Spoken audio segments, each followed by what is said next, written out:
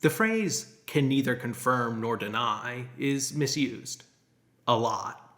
It's often employed just as a worn out, witty way to say no comment, but its proper use is much narrower. The phrase I can neither confirm nor deny functions best as a response which does not elucidate, save for its existence as a response. If you represent a spy agency who has attempted to intercept confidential information from a rival government, and you're asked by a journalist about whether such an attempt was made and if it was successful, you don't want to say that it was or that it wasn't. This isn't about wanting to be honest, it's about wanting to preserve options in the game of espionage. Sometimes, a bluff can be as damaging and enlightening as an honest answer. Even better than preventing your opponent from seeing your move is preventing your opponent from seeing whether you've made a move at all. Which brings us to the nature of the so-called spoiler warning. Sometimes, a spoiler warning can affect the way you experience a piece of media.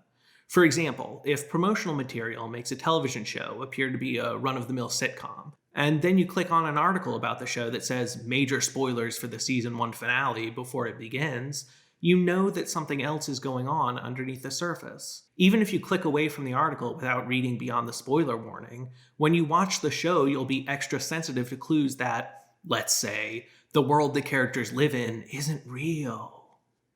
You've probably experienced a friend telling you about a movie and accidentally spoiling something, even when they think they're being cagey. If you know there's a surprise coming in a text, there's often, though far from always, a fairly limited set of things that would qualify as a surprise given the premise. It's like someone telling you at which part of a magic trick to watch the magician's hands. Now, like a good magic trick, a good story should generally be enjoyable, and enjoyed, a second time around. If a story is ruined or made completely boring by the revelation of the ending, it probably isn't very good, except as a kind of riddle. But the enjoyment you get from experiencing a good story knowing the ending is a different kind of enjoyment, just as the enjoyment you get from a skilled magician's performance is different once, if, you learn the secret. As a result, this channel doesn't do spoiler warnings. Instead, the start of each video will state that it is one of the following two types of video: a video you can watch before experiencing the given texts, and a video you should really only watch after having done so. Or, if you're the type of person who reads the plot summary before buying the book, at least you have been warned. This latter type of warning will appear even for works which it's not really possible to spoil in the most basic sense of the term.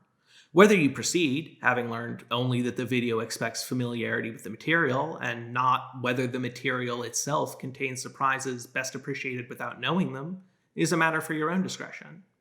Stay tuned.